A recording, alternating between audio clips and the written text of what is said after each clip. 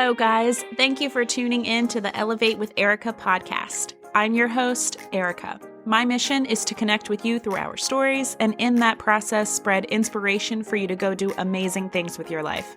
I had crushed that this is the way to the perfect job, marriage, and kids checklist and was left unhappy, stressed, living paycheck to paycheck, and unfulfilled.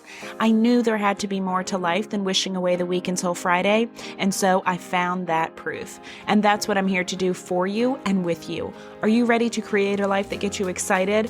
Then elevate with Erica. Grab a bottle and get comfy, friends. It's time for some unfiltered advice.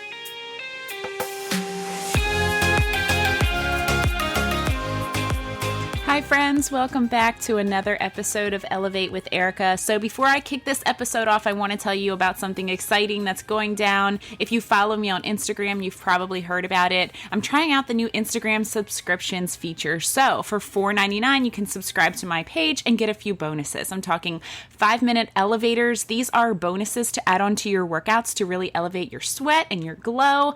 Also, come cook with me sessions. So we've already made some delicious food and upcoming this weekend. I've got 2 back to school freezer meals planned to prep with you. So they're going to be black bean and quinoa stuffed bell peppers and ravioli lasagna. Easy to throw together. We should be done that session in about 20 minutes. You can put these in your freezer and have them ready to go for these upcoming busy nights. Plus, I'll also be offering happy half hours. So these are going to be live sessions where my subscribers can come on live with me, ask me questions, leave your comments, just really chat like we're besties sitting at happy hour. It's going to be so much fun. Grab a cocktail, come hang out with me. If you want to subscribe to my page, you can just head over to my Instagram page. I'll put the link in the show notes of this episode and click subscribe. Cannot wait to hang out with you guys and create a little more of a deeper one-on-one connection with you guys. So this episode will actually be dropping on Labor Day, a day where we celebrate the contributions of American workers. And I hope you guys have been able to soak up some beautiful summer weather this past weekend. And also, we here in our school district are enjoying our last weekend before school begins on Tuesday. So tomorrow, by the time you listen to this episode. But let's talk about the contributions of American workers. Those contributions that have led to America's strength, prosperity, and well-being. Those contributions required hustle. Should I bleep out that word? Hustle? The H-bomb? Because somehow it's been given a bad rap. Anti-hustle. I'm not down with it, y'all. The definition of labor. Yes, I Googled this. The definition of labor as a noun, work, especially hard physical work. As a verb, work hard, make great effort. The definition of hustle, busy movement and activity. When did hustling become the bad guy? If someone is not seeing results in their efforts to reach their goals and you tell them to hustle harder, forget the fact that they aren't all in, that they aren't giving it their best effort, that they are skipping parts of the equation because it's hard, that they are trying to take a shortcut, that they are discounting the work someone else put in. You tell them to hustle harder, show up, do all the steps, not just the ones that you feel like doing. And then you do that until it works. Not just until they think it should work, right? So we're met with, no, you should work less. Why are we lying to ourselves? There is nothing wrong with hustling. The problem is the idea of what it means to hustle. And the answer isn't to tell people how they don't have to work hard to get what they want. Listen to this quote I found online. Hustle isn't just working on the things you like. It means doing the things you don't enjoy so that you can do the things that you love.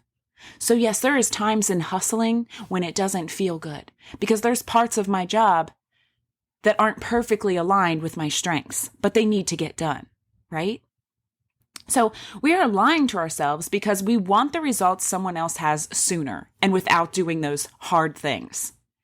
We don't want to wait for the life we want. We want to do one workout program and lose all the weight in 21 days. We want to get hired and immediately have that corner office. We want to start our own business and be the leader in the industry as soon as we think we've put enough time in. But we know it doesn't work like that, right? We do. You know, I've been full-time Beachbody coaching for over 2 years now. I follow coaches that are building their dream homes on the water, taking expensive family vacations, buying a private jet. No, seriously, one of our coaches just did that. You go, girl. I could say, why don't I have that yet? Why am I nowhere near that level of financial security? I've been working my ass off for 2 years. My income should be higher by now. But I would be wrong. And I would be doing myself and my dreams a disservice. And you know what I wouldn't need to hear? I don't need to hear that I should stop working so hard, that my hustle is unhealthy, that I should slow down. What I need pointed out and to be reminded of is that those coaches have been hustling for that level of success in their business for 7, 8, 9, 10, 15 years, not months, years. And just because one of them saw success at year 15 doesn't mean I will too. I may not see success until year 20. You work until for the things that you want. You work until. And you work hard. And you hustle for your freaking dreams. Hustle. It is not a bad word. If you want to live a mediocre life, if good enough is enough for you, if you're fine living wondering what if, or living with shoulda, coulda, wouldas, then get an anti-hustle tattoo, girlfriend. But if you have big dreams and goals and want to reach your God at the end of all of this and be able to tell him you used all his gifts, then you better work. I follow those women on social media that are so far ahead of me in this business because my life is full of distractions, low-hanging excuses, reasons in the here and now to just sit comfortable, to go out and have fun and avoid my responsibilities, sacrificing my goals for what feels good in the moment. My life is full of people to tell me that I'm working too hard, that I should just return to a profession that's safe, that what I have is good enough. Because the truth is, most people are settling. Settling is easier in the moment. Not hustling is easier in the moment. Never changing is easier in the moment. But there is pain in settling. There is pain in telling yourself that being unhealthy just runs in your family even though you're tired all the time. That people would love to have the job you have even though your mental health is suffering. That you should be grateful to have a spouse even though that relationship is blocking you from being your best self. That your life is good enough even though you spend every day trying to silence the dreams on your heart. Where is the pain greater for you? Because I personally will hustle my little booty off to create the vision I have for my life. If you could see it, I have goosebumps right now. If you could see it, you would understand why it's worth hustling for. For me, the pain in not pursuing that with a hustle mentality is way greater than the pain in however many years of work this is taking me or will take me to see it become the reality for me and my family. I'll get a little less sleep today to build the vision I have for tomorrow because it is my passion. And I will not lie to myself and tell myself that I don't need to hustle to create the life that I want. That is doing my dreams a disservice. Hustling is not doing my life a disservice. So I follow those women on social media because they don't tell me to settle. They don't tell me to not work hard. They don't tell me to slow down. They don't tell me to not hustle. They show me hustle. They show me hard work, and they are proof of what happens when you meet your passions and your purpose with hard work and hustle. They are the proof. My life is full of people settling. My heart is full of the vision I have for my life. They show me my vision is worth hustling for. Find those people. Even if it's people you may never actually speak to, find them because you need more of them in your life. And I can guarantee you that we all do. Because most of the world is settling. We have to seek out and surround ourselves with the few that aren't so that we can be the proof for someone else. There are 2 ways I think some of us get hustle wrong. The first being, I've hustled at the wrong things in my life. I hustled for a degree that wasn't in a field that brought me joy. I hustled for a marriage that wasn't bringing out the best in either of us. I hustled for a job that took my mental health to an all-new low.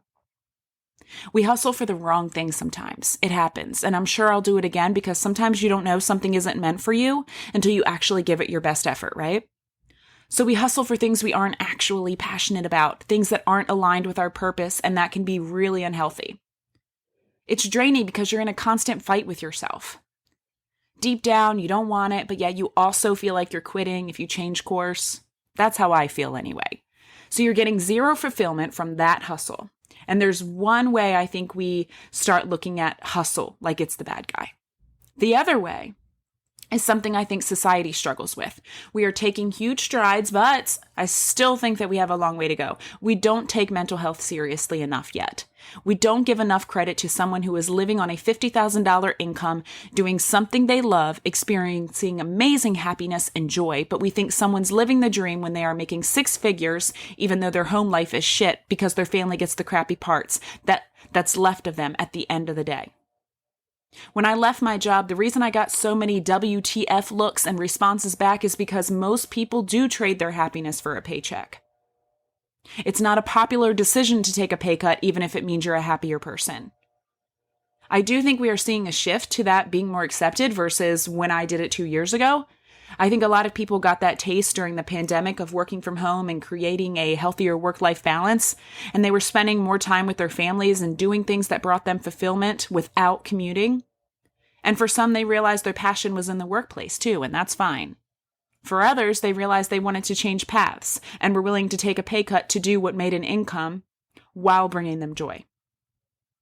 I was willing to take the pay cut because I know you can make your dream or desired income doing what you love if you hustle for it. And I know this because I've surrounded myself with proof. I've shut out the noise of those in my life who think I'm nuts. I'm willing to hustle for my dream. And when it's your dream and when it's your passion, you actually enjoy the hustle. My happiness is worth it. I say all the time in my social media posts, inviting to the business, I hustled really hard in a job I didn't even want to be in. I know I can hustle for something I actually want. I know that hustle will make the vision I have for my life a reality. But here's the thing we forget to do when we're hustling. Because let's balance this out. We forget to take care of our mental health in the process. And it's dangerous when your purpose meets your passion sometimes, because when you love what you do, you forget you have a mind and body that needs love too. It needs R&R. I have done it. I catch myself all of the time. I can feel myself nearing a burnout. And I have to remind myself, okay, Erica, you need to unplug for a little bit today. You've been doing too much without giving your brain a rest, without taking in nature, without letting loose and having fun. So I set clear hours for my workday for this reason. When I wake up, I decide what time I'm turning work off that day. I have to take myself seriously because I'm my own boss, right? So I have to decide that I will stop working at 3:00 today so that I can spend time with my family. Or I can go on a bike ride or join my mom for dinner. And I will stop at 3:00 no matter what, because as much as I love to hustle for my vision, I also know that a healthy hustle requires balance. And I will hustle better tomorrow if I can clearly define how long I will work and what I will work on today. If you're hustling for your health goals, the same applies, right?